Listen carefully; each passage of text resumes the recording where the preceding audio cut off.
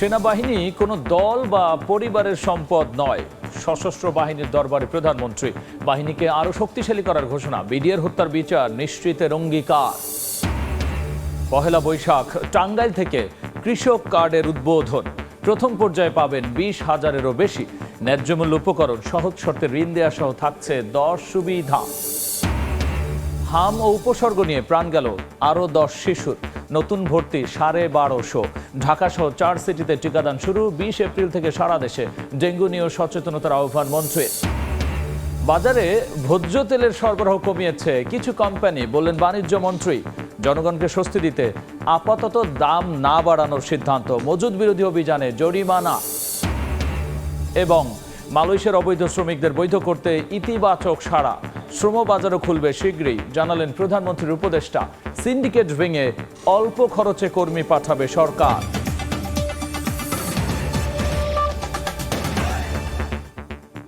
জনপদের সময় সঙ্গে আছি আমি গোলাম রাব্বি।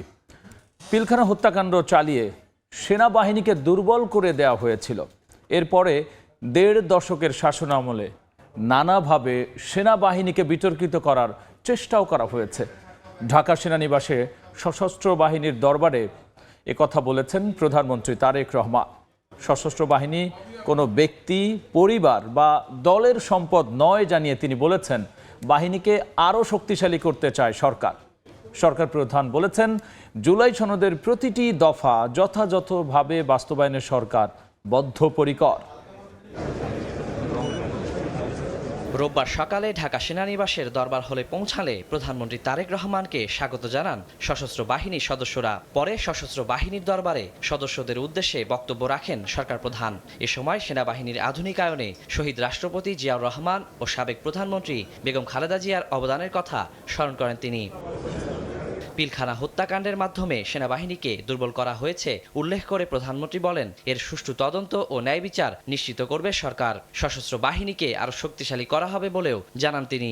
2009 সালে বিডিআর পিলখানায় পরিকল্পিত সেনা হত্যাযজ্ঞ চালিয়ে সেনাবাহিনীকে দুর্বল করে দেওয়া হয়েছিল।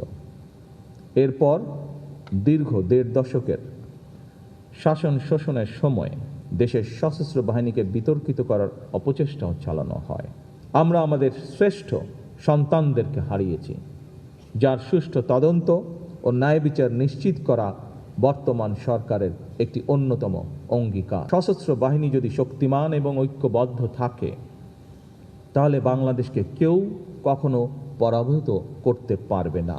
সশস্ত্র বাহিনী কোনো ব্যক্তি, পরিবার বা দলের সম্পদ নয় উল্লেখ করে অভ্যুত্থানের সময় অন্তর্বর্তী সরকারের আমল ও ত্রয়োদশ জাতীয় সংসদ নির্বাচনে সেনাবাহিনীর ভূমিকার প্রশংসা করেন প্রধানমন্ত্রী। 2024 সালে দেশ এবং জনগণের স্বাধীনতা রক্ষার যুদ্ধে সশস্ত্র বাহিনীর ভূমিকা দেশের স্বাধীনতা প্রিয় জনগণকে আশান্বিত করেছে। 2024 সালের 5ই আগস্ট পরবর্তী অস্থির সময়ে এবং দৃশ্যমান প্রশাসনিক অচলাবস্থাতেও সশস্ত্র বাহিনী অসাধারণ ভূমিকা পালন করেছে। এমনকি অন্তর্বর্তীকালীন সরকারের পুরো সময়টিতে আইন শৃঙ্খলা রক্ষা থেকে শুরু করে দেশের শিল্প অঞ্চল, নগর বন্দর এবং স্থবির হয়ে পড়া অর্থনীতির চাকা সচল রাখার ক্ষেত্রেও সশস্ত্র বাহিনীর ভূমিকা ছিল ইতিবাচক। সশস্ত্র বাহিনী কোনো নির্দিষ্ট ব্যক্তি, পরিবার কিংবা দলের সম্পত্তি নয়। সশস্ত্র বাহিনী একটি স্বাধীন রাষ্ট্রের শক্তি এবং মর্যাদার প্রতীক। রাষ্ট্র মেরামত প্রসঙ্গে প্রধানমন্ত্রী বলেন, স্বাক্ষরিত জুলাই সনদের প্রতিটি দফা যথাযথভাবে বাস্তবায়নে সরকার বদ্ধপরিকর। শুধুমাত্র আর্থসামাজিক কর্মসূচি নয়, রাষ্ট্র মেরামতের লক্ষ্যে বিএনপি সরকার জুলাই সনদ স্বাক্ষর করেছিল। যেভাবে সনদ স্বাক্ষর করা হয়েছে, বর্তমান সরকার স্বাক্ষরিত সনদের প্রতিটি দফা যথাযথভাবে বাস্তবায়ন করতে বদ্ধপরিকর। 1.5 কোটি প্রবাসীকে প্রবাসী কার্ড দেওয়ার পরিকল্পনার কথাও তুলে ধরেন প্রধানমন্ত্রী তারেক রহমান। যুদ্ধ বিধ্বস্ত। ওয়ালিউল সাকিব, সময় সংবাদ, ঢাকা। পহেলা বৈশাখ 11টি উপজেলার 20,671 জন কৃষকের হাতে দেওয়া হবে কৃষক কার্ড। টাঙ্গাইল থেকে এই কর্মসূচির উদ্বোধন করবেন প্রধানমন্ত্রী তারেক রহমান। কর্মসূচি সামনে রেখে সচিবালয়ে সংবাদ সম্মেলনে কৃষিমন্ত্রী জানিয়েছেন, কার্ডের আওতায় ভূমিহীন, প্রান্তিক ও ক্ষুদ্র কৃষকদের ন্যায্য মূল্যে কৃষি উপকরণ, সহজ শর্তের ঋণ সহ 10 ধরনের সুবিধা দেওয়া হবে। কৃষক কার্ড বিতরণ কর্মসূচি শতভাগ রাজনীতিমুক্ত রাখারও প্রতিশ্রুতি দিয়েছেন মন্ত্রী। দেশের কৃষি উৎপাদন বৃদ্ধি, সেচ ব্যবস্থার উন্নয়ন এবং বাজার ব্যবস্থাপনা স্থিতিশীল রাখার পাশাপাশি কৃষকদের আর্থিক অন্তর্ভুক্তি নিশ্চিত করা ও ডিজিটাল রূপান্তরের মাধ্যমে এ খাতের দুর্নীতি দূর করতে বহুমুখী পরিকল্পনা নিয়েছে বর্তমান সরকার। নির্বাচনী প্রতিশ্রুতি অনুযায়ী কৃষকদের নানা সুবিধা দিতে কৃষক কার্ড বিতরণ কর্মসূচিকে বিশেষ গুরুত্ব দিচ্ছে সরকার। এরই অংশ হিসাবে আগামী 1 বৈশাখ টাঙ্গাইল থেকে কৃষকদের জন্য কৃষক কার্ড কার্যক্রমের উদ্বোধন করবেন প্রধানমন্ত্রী তারেক রহমান। কৃষক কার্ডের মাধ্যমে ন্যায্য মূল্যে কৃষি উপকরণ, সেচ সুবিধা, সহজ শর্তে কৃষি ঋণ, স্বল্প মূল্যে কৃষি যন্ত্রপাতি, সরকারি প্রণোদনা এবং ন্যায্য মূল্যে কৃষি পণ্য ক্রয় সহ 10 ধরনের সুবিধা পাবেন কৃষকরা। নতুন বছরের প্রথম দিনে প্রাক পাইলটিং পর্যায়ে কৃষক কার্ড বিতরণ উদ্বোধন হবে। মাননীয় প্রধানমন্ত্রী টাঙ্গাইলের শহীদ মারুফ স্টেডিয়ামে এই কর্মসূচির শুভ উদ্বোধন করবেন। প্রাক পাইলটিং পর্যায়ে ভূমিহীন, প্রান্তিক ও ক্ষুদ্র কৃষকদেরকে এই কার্ডের মাধ্যমে সরাসরি বছরে 2500 টাকা হারে নগদ সুবিধা দেওয়া হবে। বাংলাদেশের যত পণ্য উৎপাদিত হচ্ছে কৃষকরা উৎপাদন করে শ্রেণীভেদে প্রত্যেকটা কৃষকই এই কৃষক কার্ডের আওতায় আসবে। প্রাক পাইলটিং কার্যক্রমে 8,34 লাখ টাকা খরচ হবে জানিয়ে এ সময় প্রধানমন্ত্রীর অর্থ উপদেষ্টা বলেন, আগামী 4 বছরে সারা দেশেই কৃষক কার্ড বিতরণ করা হবে। বর্তমান পর্যায়ে 8,34 লাখ টাকা মতো খরচ হবে, এইটা দেওয়া হবে এবং আস্তে আস্তে এগুলো বাড়ানো হবে। প্রসূন আশিস, সময় সংবাদ, ঢাকা। হাম ও উপসর্গ নিয়ে প্রাণ গেল আরও 10 শিশুর। নতুন করে হাসপাতালে ভর্তি হয়েছে 1200-রও বেশি রোগী। প্রাদুর্ভাব মোকাবেলায় ঢাকা সহ 4 সিটিতে শুরু হয়েছে টিকাদান কর্মসূচি।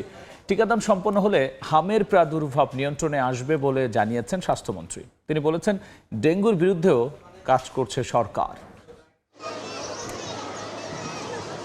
দেশজুড়ে হামের প্রাদুর্ভাব মোকাবিলায় আনুষ্ঠানিকভাবে শুরু হলো হাম রুবেলা টিকাদান ক্যাম্পেইন। ঢাকার 2 সিটি কর্পোরেশনে টিকাদান কর্মসূচি উদ্বোধনীতে অংশ নেন স্বাস্থ্যমন্ত্রী, প্রতিমন্ত্রী, প্রশাসক সহ ইউনিসেফ ও বিশ্ব স্বাস্থ্য সংস্থার প্রতিনিধিরা। তীব্র রোদ ও দাবদাহ উপেক্ষা করে রোববার সকাল থেকেই টিকাদান কেন্দ্রগুলোতে সন্তানদের নিয়ে আসেন অভিভাবকরা। জটিল আকার ধারণ করছে, তাই তার থেকে সুরক্ষার জন্য আসলাম। ভালোই লাগতেছে, বাচ্চাদের টিকা দেওয়াতে অনেক উপকার হবে। দক্ষিণ সিটি কর্পোরেশনে টিকাদান কার্যক্রম উদ্বোধন করে স্বাস্থ্যমন্ত্রী বলেন, টিকাদান সম্পূর্ণ করা গেলে হামের প্রাদুর্ভাব নিয়ন্ত্রণে আসবে। From 6 months to 59 months, 1 month below 5 years, এই গ্রুপটাকে যদি আমরা টিকাদান কর্মসূচির আওতায় আনতে পারি, তাহলে আমরা মিজেলসের আত্মঘাতী হামলা থেকে বা রূপ থেকে আমরা নিজেদেরকে সেভ করতে পারব। এদিকে নগরবাসীর স্বাস্থ্যসেবা নিশ্চিতে মন্ত্রণালয়ের সঙ্গে একযোগে কাজ করার কথা জানিয়েছেন ঢাকার 2 সিটির প্রশাসক। জনগণকে সাথে নিয়ে আজকে এই সরকার এগিয়ে যাচ্ছে। আগামীতেও যে কোনো সমস্যা আসবে আমরা সবাই মোকাবেলা করব। শুধু স্বাস্থ্যসেবা নয়, এর বাইরে অনেক কিছু আছে। পরিষ্কার পরিচ্ছন্ন, মশা ব্যবস্থাপনা, নাগরিক অধিকার, তাদেরকে আরো সহজ করে দেওয়ার জন্য তাদের পাশে থেকে মনে হয় কিছু কাজ করলে আপনার জন্য ভালো হবে, আমার দল উপকৃত হবে। ঢাকা ছাড়াও বরিশাল ও ময়মনসিংহ সিটি কর্পোরেশনে টিকা কার্যক্রম চলবে 11 মে পর্যন্ত। সারা দেশে টিকাদান শুরু হবে 20 এপ্রিল। ঢাকার 2 সিটিতে টিকা পাবে 6 মাস থেকে 5 বছর বয়সী প্রায় 12,20,000 শিশু।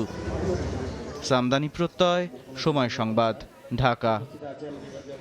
বাজারে ভোজ্য তেলের সরবরাহ কমিয়েছে কিছু কোম্পানি। ব্যবসায়ীরা প্রস্তাব দিলেও জনগণকে স্বস্তি দিতে ভোজ্য তেলের দাম বাড়াচ্ছে না সরকার। সচিবালয়ে উৎপাদক প্রতিষ্ঠানগুলোর সঙ্গে বৈঠক শেষে এমনটাই জানিয়েছেন বাণিজ্য মন্ত্রী।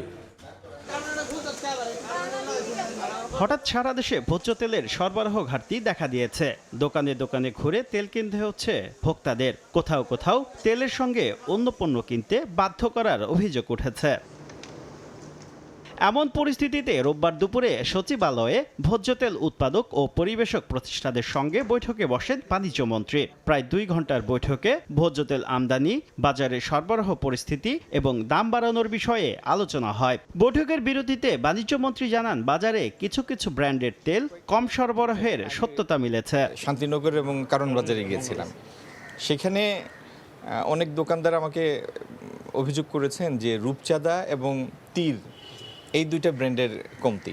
এ সময় ব্যবসায়ীদের বোতলজাত তেল লিটারে 12 টাকা দাম বাড়ানোর প্রস্তাবের বিপরীতে সরকারের সিদ্ধান্ত জানতে চাওয়া হয় বাণিজ্য মন্ত্রীর কাছে। মন্ত্রী জানান, জনগণের কথা চিন্তা করে ভোজ্য তেল সহ কোনো পণ্যেরই দাম বাড়ানো হচ্ছে না। যেহেতু ভোজ্য তেল একটা সংবেদনশীল পণ্য, কোনো কারণে এটার বাজারে একটু কমতি হলে আপনারা মনক্ষুণ্ণ হন, ক্রেতারা নাখুশ হন। আমাদের প্রথম প্রায়োরিটি অগ্রাধিকার হচ্ছে দেশে কোনো দ্রব্যের মূল্য যাতে না বাড়ে, তো সেটিকে লক্ষ্য হিসাবে নিয়েই আমরা পদক্ষেপ নিব। সরকার নির্ধারিত দর অনুযায়ী বোতলজাত প্রতি লিটার সয়াবিন তেলের দাম 195 টাকা আর 5 লিটারের বোতলজাত তেলের দাম 955 টাকা। শুভ খান, সময় সংবাদ, ঢাকা। এদিকে ভোজ্য তেলের অবৈধ মজুদ ঠেকাতে জেলায় জেলায় চলছে যৌথ বাহিনীর অভিযান। কিশোরগঞ্জ, বরিশাল ও মৌলভীবাজারে কয়েকটি প্রতিষ্ঠানকে জরিমানা করেছেন ভ্রাম্যমাণ আদালত। জ্বালানি তেল নিয়ে তেলস্পাতির মধ্যেই ভোজ্য তেলের কৃত্রিম সংকট তৈরির অপচেষ্টা, মজুত করে বাজারে সংকট তৈরি করে দাম বাড়ানোর পায়তারা। দেশের বেশ কয়েকটি জেলায় ভ্রাম্যমাণ আদালতের অভিযানে মিলল সত্যতা। রোববার দুপুরে কিশোরগঞ্জের করিমগঞ্জে ভোজ্য তেল মজুদ বিরোধী অভিযান চালান ভ্রাম্যমাণ আদালত। র্যাব, পুলিশ ও সেনাবাহিনী বাজারের বিভিন্ন দোকানে অবৈধভাবে তেলের মজুদ আছে কিনা তা তল্লাশি করে দেখেন। এ সময় ভোজ্য তেল মজুদের অপরাধে এক ব্যবসায়ীকে 30,000 টাকা জরিমানা করা হয়। ভোজ্য তেল, জ্বালানি তেল ও সিলিন্ডার গ্যাসের সংকট মোকাবিলায় বরিশালে যৌথ অভিযান চালায় ভোক্তা সংরক্ষণ অধিদপ্তরের পাশাপাশি র্যাব ও সেনাবাহিনীর সদস্যরা। এ সময় নির্ধারিত দামের চেয়ে বেশি দামে ভোজ্য তেল বিক্রি ও রসিদ না থাকায় 3টি প্রতিষ্ঠানকে 20,000 টাকা জরিমানা করে ভোক্তা সংরক্ষণ অধিদপ্তর। পাশাপাশি 20টি সিলিন্ডার গ্যাস জব্দ করা হয়। মৌলভীবাজারের বিসিক শিল্পনগরীতে ভোজ্য তেল ফ্যাক্টরি লক্ষ্মী এডিবল প্রোডাক্ট লিমিটেডের ব্যাপক অনিয়ম ও কারচুপির অভিযোগে অভিযান চালায় যৌথ বাহিনী। এ সময় ভোজ্য তেল মজুদের প্রমাণ পাওয়ায় প্রতিষ্ঠানটিকে 50,000 টাকা জরিমানা করা হয়। চন্দ্র বিশ্বাস, ববি, সময় সংবাদ। জনপদের সময়ে আরও থাকছে। কুষ্টিয়ায় শামীম রেজাকে পিটিয়ে হত্যার ঘটনায় এখনো হয়নি মামলা। আতঙ্কে অনুসারীরা, এলাকায় থমথমে অবস্থা। তদন্ত করে ব্যবস্থা জানালো পুলিশ। শীঘ্রই খুলছে মালয়েশিয়ার শ্রমবাজার। সিন্ডিকেট ভেঙে অল্প খরচে কর্মী পাঠাতে সরকার কাজ করছে বলে জানিয়েছেন প্রধানমন্ত্রীর উপদেষ্টা মাহদি আমিন। বলেছেন, অবৈধ শ্রমিকদের বৈধ করার বিষয়েও ইতিবাচক সাড়া মিলেছে। প্রধানমন্ত্রী তারেক রহমানকে মালয়েশিয়া সফরে আমন্ত্রণ জানানো হয়েছে বলেও এ সময় জানিয়েছেন তিনি। নানা অনিয়ম আর রিক্রুটিং এজেন্সির সিন্ডিকেটের কারণে 2018 সালে বাংলাদেশ থেকে জনশক্তি নেওয়া বন্ধ করে দেয় মালয়েশিয়া। তবে দায়িত্ব নেওয়ার পর বন্ধ দুয়ার খোলার উদ্যোগ নিয়েছে বিএনপি সরকার। গেল সপ্তাহে মালয়েশিয়া সফর করেন প্রবাসী কল্যাণমন্ত্রী আরিফুল হক চৌধুরী ও প্রধানমন্ত্রীর উপদেষ্টা মাহদি আমিন। এ নিয়ে রোববার সচিবালয়ে ব্রিফিংয়ে মাহদি আমিন জানান, শীঘ্রই উন্মুক্ত হবে মালয়েশিয়ার শ্রমবাজার। আমরা মালয়েশিয়ার মাননীয় প্রধানমন্ত্রী দাতু সেরি আনোয়ার ইব্রাহিমের সাথে কথা বলেছি। তিনি অত্যন্ত আন্তরিকতার সাথে বাংলাদেশের অবস্থান শুনেছেন এবং সেখানে ওনাদের আন্তঃমন্ত্রণালয়ের অনেক প্রতিনিধি ছিলেন। আমরা সেখানে বাংলাদেশের শ্রমবাজার উন্মুক্ত করবার জন্য ওনার সহযোগিতা চেয়েছি।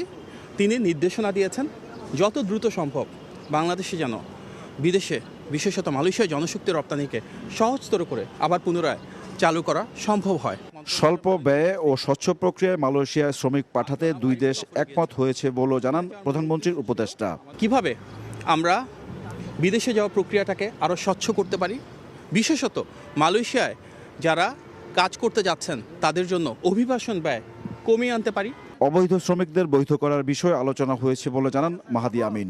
যারা এই মুহূর্তে মালয়েশিয়ায় রয়েছেন সেই বাংলাদেশি শ্রমিকদের জীবনমান কীভাবে আরও উন্নত করা যায়, ওনাদের সুযোগ সুবিধা কীভাবে বাড়ানো যায়, যাদের ডকুমেন্টেশন সমস্যা রয়েছে ওনাদেরকে কীভাবে লিগালাইজ করানো যায়, এবং এই বিষয়ে আমরা আমাদের দেশের অবস্থান তুলে ধরেছি। আরও জানান, প্রধানমন্ত্রী তারেক রহমানকে মালয়েশিয়া সফরের জন্য আমন্ত্রণ জানিয়েছে দেশটির সরকার। এক্ষেত্রে আমাদের মাননীয় প্রধানমন্ত্রী অত্যন্ত আন্তরিক। ইমরুল আহসান, সময় সংবাদ, ঢাকা। এবছরের হজ ফ্লাইট শুরু হচ্ছে। 17 এপ্রিল রাতে উদ্বোধন করবেন প্রধানমন্ত্রী তারেক রহমান। একথা জানিয়েছেন ধর্মমন্ত্রী। হজ ব্যবস্থাপনা নির্বিঘ্ন করতে প্রধানমন্ত্রী নির্দেশনা দিয়েছেন বলেও জানিয়েছেন তিনি। হজ ব্যবস্থাপনা সংক্রান্ত জাতীয় কমিটির সভায় এই নির্দেশনা দেন। 2-1 দিনের মধ্যে হজ ক্যাম্প পরিদর্শন করবেন প্রধানমন্ত্রী। মধ্যপ্রাচ্য পরিস্থিতির কারণে ফ্লাইটের শিডিউল বিপর্যয় হবে না বলেও প্রত্যাশা মন্ত্রীর। এবছর বাংলাদেশ থেকে ৭৮,৫০০ হজ যাত্রী পবিত্র হজ পালনে সৌদি আরব যাবেন।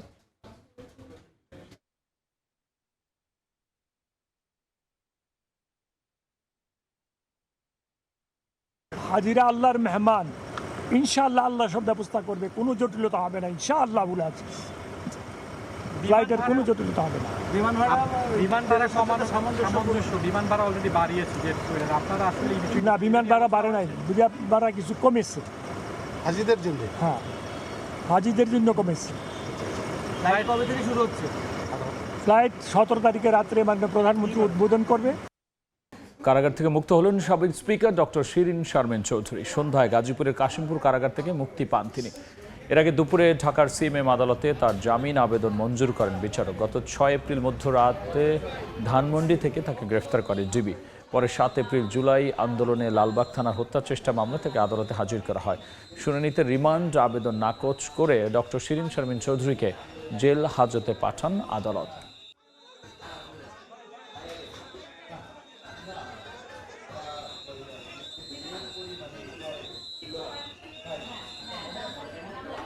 জনপদের সময়ে আরও থাকছে উৎসবের রঙিন পাহাড়ি জনপদ।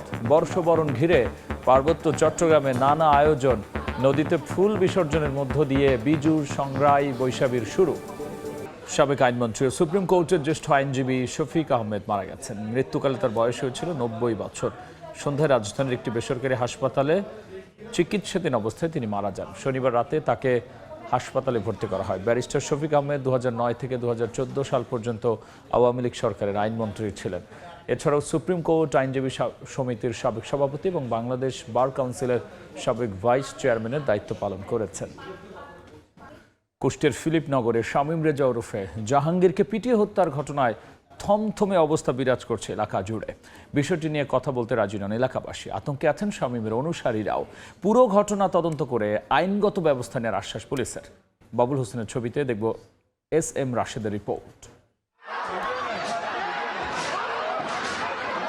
শনিবার দুপুরে কুষ্টিয়ার ফিলিপনগরে শামীম রেজা ওরফে জাহাঙ্গীর দরবার শরীফে হামলা ও অগ্নিসংযোগ করে স্থানীয় লোকজন।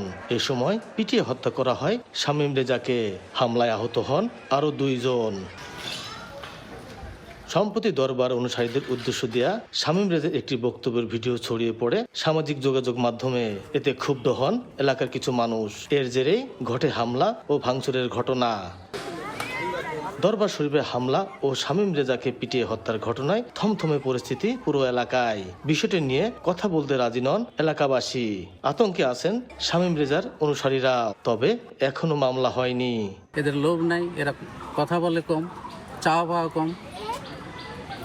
তো আমি টাকা দিয়ে আসতাম, দেখা গেল যে আমার সাক্ষাতে কেউ আসছে, তাকে টাকাটা দিয়ে দিল। মারতে মারতে তাকে এই যে দোতলার থেকে নিচে ফেলাই দিছে, মানে তখন সে অচেতন, ওই অবস্থা আমি দেখেছি। পুরো ঘটনা তদন্ত করে আইনগত ব্যবস্থা নেওয়ার আশ্বাস পুলিশের। ধর্মের বিরুদ্ধে অবমাননা, এটা ভালো না। তো এর শাস্তি আমাদের দেশে আছে, সেটা আমাদের প্রচলিত আইনেই হবে। আর যে হত্যাকাণ্ডটা হয়েছে এটাও শোভনীয় না।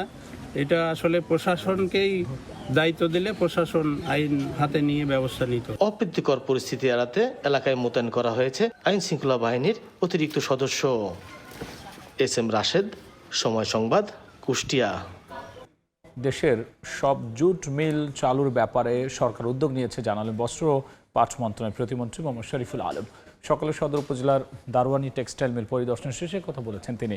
মিলগুলো বন্ধ হওয়া বিগত সরকারের একটি ব্যর্থতা। পাওয়া গেছে বিনিয়োগকারী। 3 মাসের মধ্যে চালু করা হবে দারোয়ানি টেক্সটাইল মিল। এছাড়াও পলিথিন নির্মূলে পাটের পণ্য ব্যবহারের উপর সচেতনতা তৈরি করা হবে বলে জানান।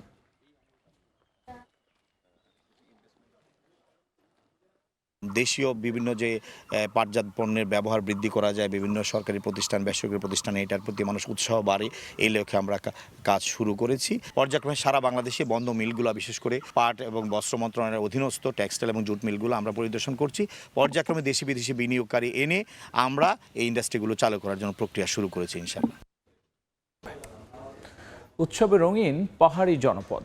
বর্ষবরণ ঘিরে পার্বত্য চট্টগ্রামে নানা আয়োজন। নদীতে ফুল ভাসিয়ে খাগড়াছড়ি, বান্দরবান ও রাঙামাটিতে শুরু হয়েছে বিজু সাংগ্রাই বৈশাখীর আনুষ্ঠানিকতা। আনন্দে মাতোয়ারা ক্ষুদ্র নৃগোষ্ঠীর মানুষ।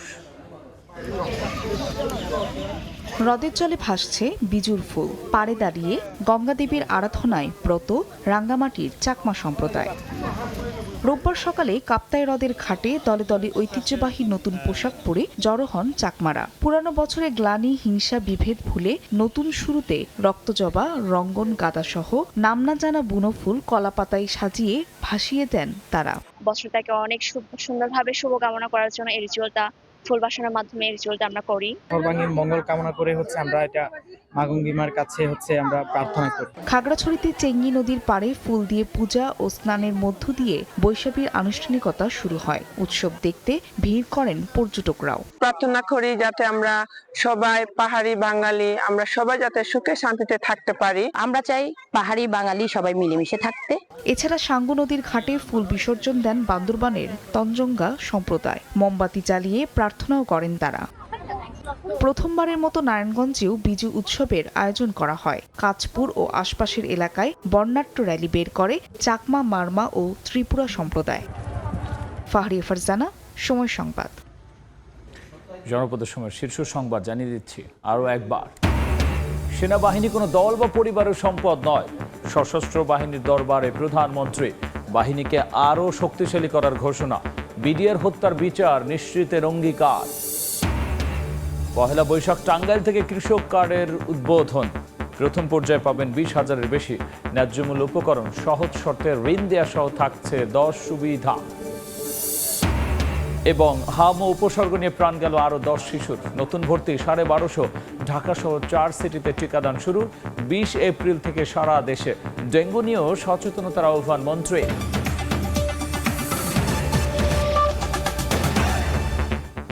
এই ছিল জনপদের সময়। এরপর রাতের সময় নিয়ে আবারও আসছি কিছুক্ষণ পর। সঙ্গেই থাকুন সময়।